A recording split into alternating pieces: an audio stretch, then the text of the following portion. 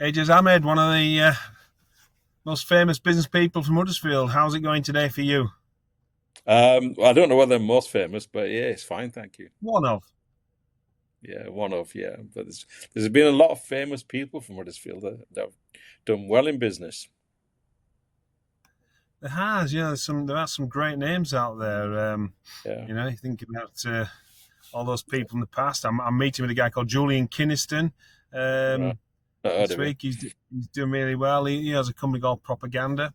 He's Oh doing really yeah, no well for propaganda. himself. Yes, yeah. Yeah, doing really well for himself. There's So Lord Hanson who started the Hanson Trust, which is gone now, but it was an enormous company. There was enormous, yeah. Graham Leslie who owned Gal Of Farm. course. Yeah, still going, Thornton and Graham. Ross, Thornton and Yeah. Ross were a very big pharmaceutical company Hmm. who've got brands that many people have heard of, but they've heard the brands, not the manufacturer. Yeah. Hmm. Then you got the Card Factory. Um, Yes. that was started Dean Dean Hoyle. Hoyle. Yeah, so there's actually, and there's probably many more as well. Mm. Yeah, I'll have to hunt them down and bring them on here. Yeah, yeah, I'm sure they'll come out and do it. Yeah, Well, so, Ajaz, we've bumped across each other for many years. yeah, Not that you'll ever remember, but I used to sell you office furniture when you were doing free serve back in the mm, day. Uh, that's, yeah, uh, that's something that I used to do when I was just a young yeah, lad. Um, mm, so, what I'm trying to understand from you today is just yeah, share with us a bit about your business journey, mm, and it's always useful to find the learnings that haven't yeah, come from a book. So, just give us yeah. a quick resume of your how you end up being a businessman. Yeah, yeah, absolutely. Well, one of the things that actually motivated me when I was still at school was an advert that I saw on the television for Hovis bread.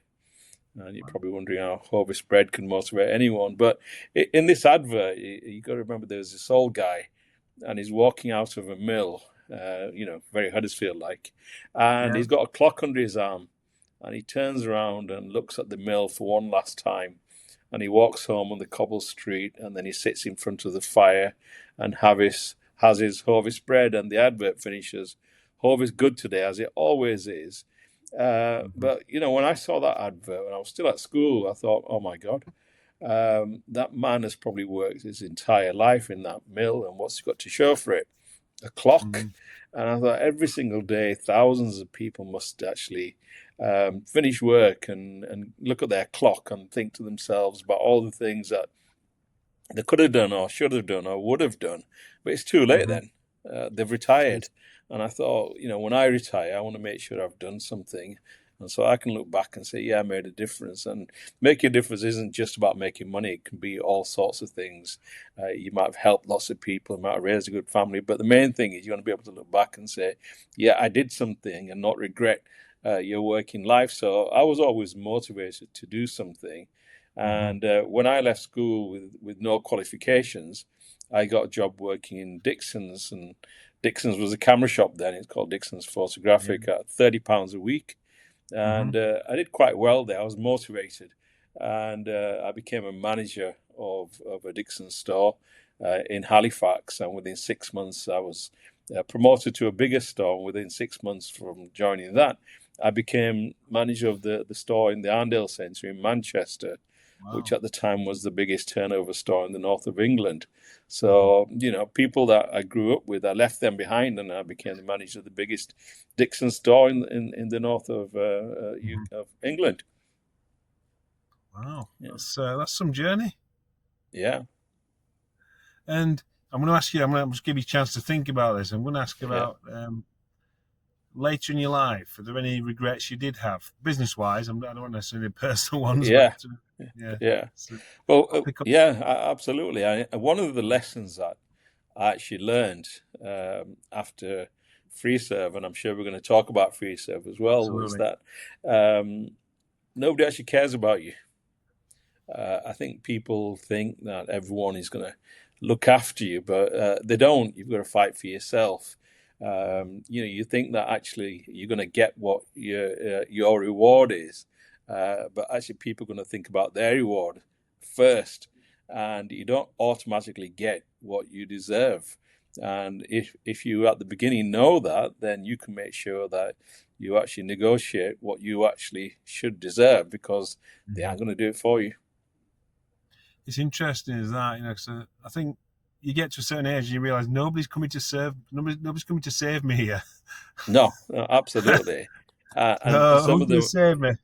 Yeah. Yeah, so you've got, and if, I'm sure in business, I've given this talk many times and I've said that, Mhm. and I can see the audience sort of nodding their heads, Mhm. because most of them are just employees, and Mhm. they actually can actually think of many, many occasions where people have done things, overtaken them, when they're the ones that have worked harder.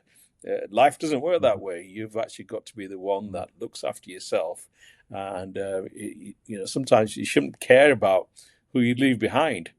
Think about yourself, because they're not going to think about you for you. Mhm. So when you think about, you're there at Dixons, you're doing really well. You're Mm. the biggest store. You must have thought you'd made it. Where did the transition come from you? Actually, I'm going to be self-employed, because that was a big step. Working for Dixons, great company Yeah, at the time. yeah. Well, in life, you have a eureka moment, and a eureka You moment do. is a reaction to an event. Something happens, and you think, it's not just that you want to be a successful person. You've got to have that eureka moment. And for me, the first one was that when I was the manager in the Arndale Centre in Manchester, we received a memo one day. And we still used to get memos in those days, not emails. And the Mhm. memo said that we've just acquired a small chain who've got 4 stores around the M25 in London, and they're called PC World. And Okay. PC World sell computers, and this is going to be, the next big thing. People buying computers. It sounds a bit stupid now, doesn't it? But Yeah. people buying computers. And I remember I've actually still got that memo. I folded it up and I put it into my coat pocket, because that's where I'm going to go. And if I hadn't gone to PC World, I wouldn't have had that eureka moment for FreeServe. And I applied to be a manager at PC World. And the first store in the north of England, past the M25, was actually Leeds. And I became a manager in PC World in Leeds. And I live in Huddersfield, which is only about 20 minutes away. Yeah. And PC World was fantastic. It just exploded because everyone wanted to buy computers. They didn't have PCs at home, and people wanted to buy computers, and Mhm. the whole world was changing. And I Were these bought computers myself connected an to the IBM internet by now, laptop. or were they standalone? And sorry, Hmm. yeah, and I bought myself Were a these modem as computers well. connected to the internet by now? Well, Yeah. no, they weren't.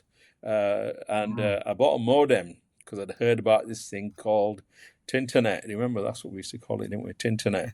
And I wanted to go on the internet, and I asked the staff in the shop, "How do you get onto the internet?"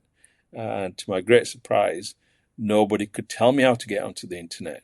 And then eventually, someone in our Hmm. technical center said, you should try this company called Demon Internet.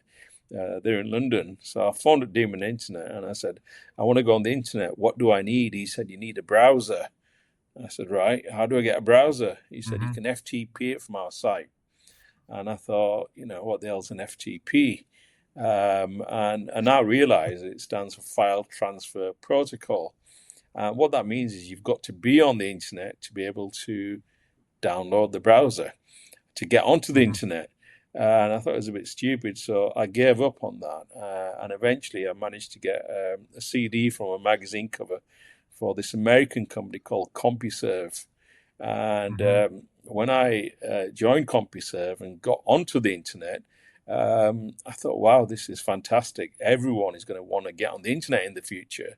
But I started thinking about my experience, and I thought, do you know what? It was so difficult for me.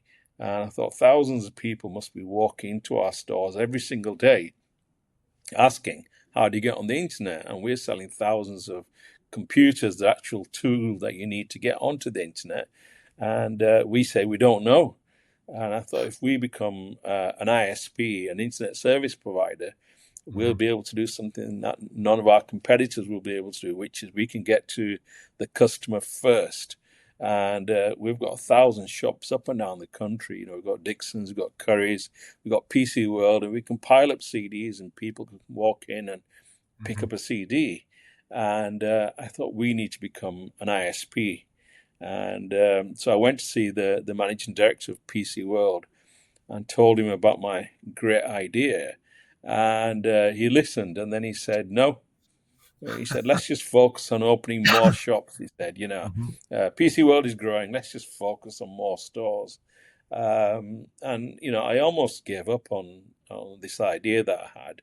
And then eventually I got through to the group CEO of the whole group and told him about my idea, which was more than being an ISP. It was when it installed the browser, so you didn't need to FTP a browser. And on the browser, I thought we'll make sure that our homepage is the first thing you see. And the homepage will have a search engine on it. It'll have shopping channels on it. It'll do all sorts of things. So we'll make money from that as well. So we launched FreeServe on the 22nd of September 1998, and it became an instant success. It was enormous. And we became the largest ISP in just 3 months, putting people like America Online and CompuServe out of business. So that was the story behind FreeServe, the short version. Yeah, no hassle in there, just easy. No. When did you give up work? For work for Dixons and PC World? Yeah, so obviously I left PC World to look after FreeServe, and I was 33 years old, and we sold FreeServe in 2001. I was 36 in 2001, so it must have been 33. Yeah. Was it a good move selling the business? Yeah, it was. It was. In hindsight, maybe we could have kept it for a few more years. But no, I think it was the right time. We actually floated it on the stock exchange 9 months after we launched. And we were worth £1.5 billion, believe it or not. And the dot-com boom started as a result of, we were one of the companies that started the dot-com boom. And the price just kept going up and up and up. And at one point, we were worth £9 billion. We were a FTSE 100 company. So a few years before, I was a manager in a shop, and now I was an executive officer of a FTSE 100 company. We were actually worth more than our parent company, Dixons, believe it or not. But then, like all good things, the dot-com boom burst, and our share price started to go down. And so that really is something that nobody knows. When should you sell a business? If we'd have sold it for 9 billion, then it'd be a different story. But the price kept on going down, and we almost sold it to another company at 6 billion. Believe it or not, I can't believe that I'm using this word billions, but we almost sold it for 6 billion, and in the end, that deal fell through. So we sold it for 1.6 billion. So yeah, it probably was the right time for a company that was just 3 years old. It's not bad. That's amazing. What a story. So you're 36. You're a lot older, a lot wiser. What did you learn most from that period of growth? What did you feel invincible? Yeah, partly I felt invincible, but I don't think that I had enough experience actually. Every day my phone would ring and people asking to meet, people asking for investment, people asking for help, and it was great. But I didn't have enough experience to know the difference between a good business and a bad business. And I learned all sorts of lessons. One of the lessons that I learned, which I think is very valuable, is that if you invest money in a company and it's not going well, then you shouldn't put any more money in. So use an example. If you put 50,000 in and it's not going well, then what happens is people put another 50,000 in. and then you're more likely to take risks when you've got your own money at risk. So then you've got 100,000 not doing well. So you put another 50,000 in, Mhm. and before you know it, you've lost 150,000. When what you should do is say, do you know what, it's not working. This, I'm going to stop at 50,000. And a lot of people have a tendency to put more in to look after their investment when they should just say, whoa, no, it's not going to work this. And the other thing I learned is that if you're going to put money in, you should have a direct access and control of that business, making sure that you're not just an investor, you're actually helping them change the growth of the business, giving them advice, giving them all sorts of things to help grow that business. But putting money in on its own is no, I wouldn't do that anymore. Yeah. Yeah, there's a great saying there. Your first loss is your best loss. Yeah, You yeah, know, yeah, definitely. we're, Yeah. I think part of the problem is as entrepreneurs, we're eternal optimists sometimes. We always Hmm. think it's going to come good. That's amazing, Yeah, yeah. and But you that's learn all legs up. sorts of things. Yeah, sorry, Sorry. I was going to say you learn a lot about people as well. When I was younger, I had a different view on people. So the older you get, the more you learn about people as well. Mhm. And the only way you can do that is through experience. So as you grow older, then you learn more about I've that. got to say, Ajaz, I've known you a long time. You've mellowed. You've Yeah, mellowed over the probably. years. You've Yeah, definitely mellowed probably. over the Yeah, years. You're quite yeah. I was fiery probably a in bit them more. days. You're quite scary. Yeah. I was probably more excited when I was younger, and I'm a bit older now. Mm. Um, so where does So Savvy come in? What brought that to your business Yeah, journey? yeah. So when I go to an event and it says "So Savvy" on my badge, and people say, Mhm. "What is So Savvy? What does it do?" And I say, "Nothing. It's my email address."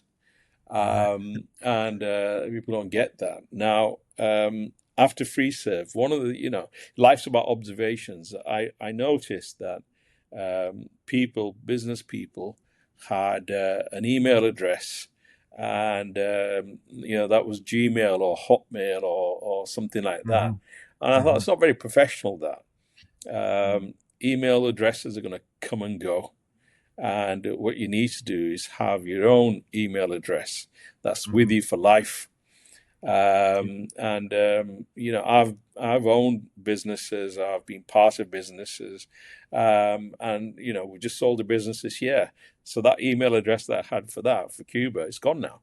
It's gone with the Hmm. business, and I thought I need to have my own permanent email address. Oh, So yeah. I came up with a name which is So Savvy, and Hmm. I bought the domain, and I pay £12 a month for that. I sell £12 a year for that, and Hmm. I have got my own email address, which is ajaz at sosavvy.co.uk. It's also my personal website as well, which tells you a Hmm. bit about myself. It's got the free surf story in it, and it looks a bit more professional than ajaz595 at gmail.com, doesn't it? Or Yeah. Hotmail. And people don't understand that. They've got email addresses that are not very professional. This is mine. So Savvy is Yeah. not a business. It's just my personal Hmm. email address and website. I did wonder. So along the Yeah. way, who's been a mentor to you? Who have you learnt most from? Yeah. Um, yeah, it's a very interesting question, that, because Mm. I read about people and they talk about the mentors that help them.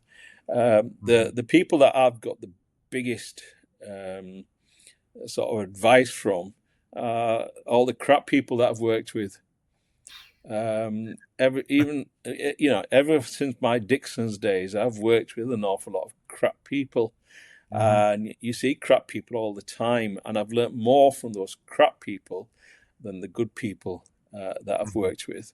And I think people need to observe some of the things that these crap people, their managers, colleagues, and things like that. There's an awful lot to learn from people like that, and I don't think people understand that. And just observe people, what they're doing, and if they're doing things the wrong way, make sure you don't do it the wrong way. Hmm. And I'm not going to do it now because it might be offensive, but I can recall an awful lot of people that didn't do things properly. And when I say Mm-hmm. properly, I mean the way they managed people, the way they spoke to people, the way they did things. And I've made sure that I don't do the same. People is what it's about. Being able to manage people, the way to motivate people, things like that. And I've worked with all sorts of idiots in the past, and people can probably recall some of the managers that they've worked with that didn't really motivate the people that were under them. So I've learned an awful lot from the crap people that I've worked with. Sounds like a good book. Crap people I Mm. learnt stuff from. And as you move forward, we'll don't particularly talk about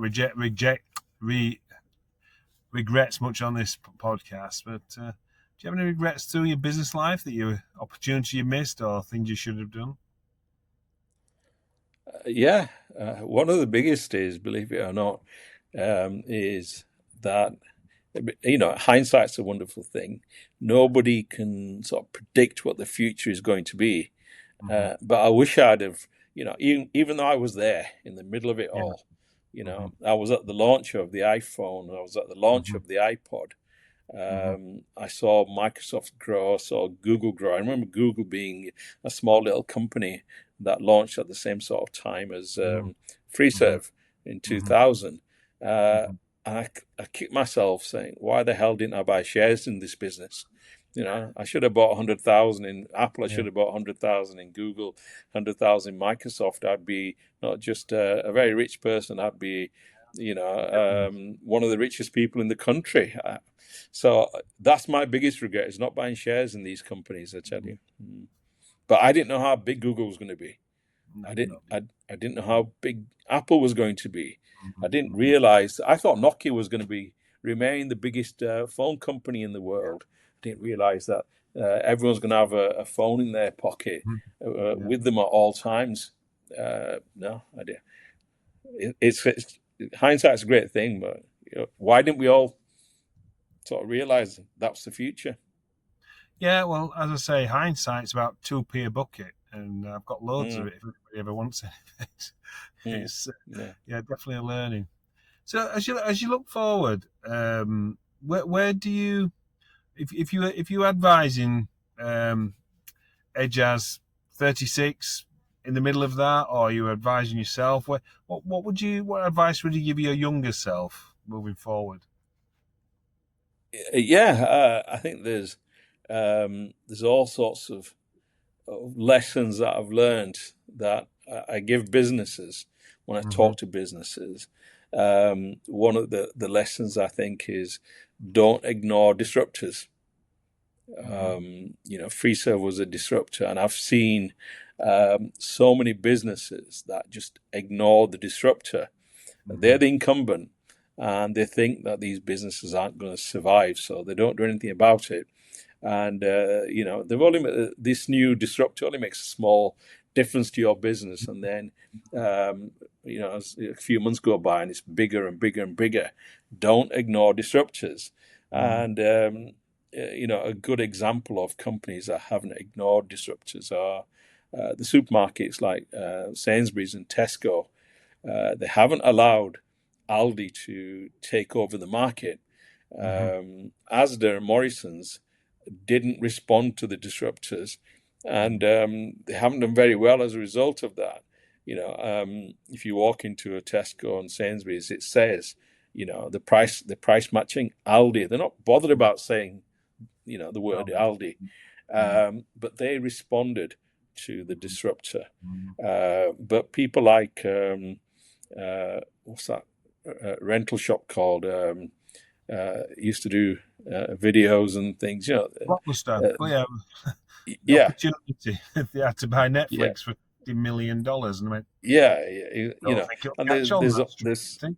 yeah, there's so many companies that you look back and they think, why didn't they respond to the disruptor? The disruptor comes up with some great ideas, just copy them, Yeah. right? Yeah, and one of the other lessons that I've learned is, and I tell people, is just nick ideas. If you see something that you like, just copy it. Now, when I say copy, I'm not talking about IP or patents or anything like that. But if someone else invents a new business model, a new way of doing things, just copy them. They can't stop you. Just do it. You know, and the world is full of people that have come up with new ways of doing things, New and we ways, should yeah. do the same. Yeah, yeah. I've also learned things like, you know, life's also about telling stories. And big companies, they understand that. And when they advertise and do things, they're telling stories. And if you think about what I've done so far as we've been talking, all I've done is tell you a series of Absolutely. short stories, and people remember short stories. So, you know, when you're trying to get your message across in your marketing or advertising, or, you know, trying to persuade people to buy your product or service, you've got to say it in such a way that it's a little short story, and then people might understand what you're trying to do.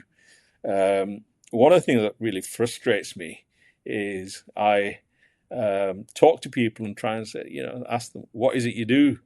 And after their few minutes of ranting, I think, I still don't know what you do. Can't you explain it in simple English so that I'll understand? If I can't understand, just imagine what your customers must be thinking. They can't understand either. So learn to say things in a simple, easy way so that they can get the message across. Customers are more likely to get it if you say it in a simple way. 100%. And And the the other program, big, sorry, sorry. interrupted. No, go on, carry on. I was going to say something. Yeah, Carry on. I was going to say one of the other important lessons that I learned is that customers don't say goodbye. They don't phone you up and say, "Yeah, all right, thanks for the 10, 20 years of good service, but I'm going somewhere else now." You know, it's a very valuable thing. You've got to make sure you keep on changing and pivoting to you know, make sure the customer doesn't actually want to leave you.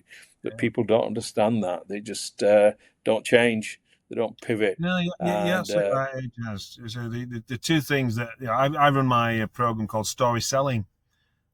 Always mm, have done. I learned it a long time ago when I was buying second-hand furniture from London, and I'll save that mm, story for another episode. And story selling is yeah, what I yeah, teach salespeople nowadays.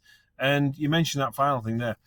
Always be adding value to your mm, clients. Whether the mm, we always love a new client, but the 20-year-old mm, client, the minute you stop adding value, you're ripping them off. Really, stop adding value that you don't deserve them as a yeah, customer. And people, they're more interested in the front customer that's just come through the door than the other one. It's yeah, really, yeah, yeah, that's been really well. absolutely. Thank you for your insight. I hope you've Mm, enjoyed this little podcast, and you're one of my early adopters, and I yeah, appreciate that. And mm. as you No, know, thank you. yeah, you're always welcome at my mastermind events if you ever want to come Yeah, and no, talk. no, You're I've there as well. enjoyed it. I could have talked for another half an hour, but yeah, it's Well, I'll have you back, Ajas, because as you're well aware, I'm on this early journey, and I mm, thought 30 minutes is people may get bored yeah, with yeah, me after yeah, 30 yeah, minutes, yeah. but Yeah. My talk so when I give a talk, you know what it's called? go on, Cut the crap. cut the crap. Yeah, That's all people need to do. that's all you need to do. Yeah, Well, cut thank the you for your crap. time today, and good to speak with you as always.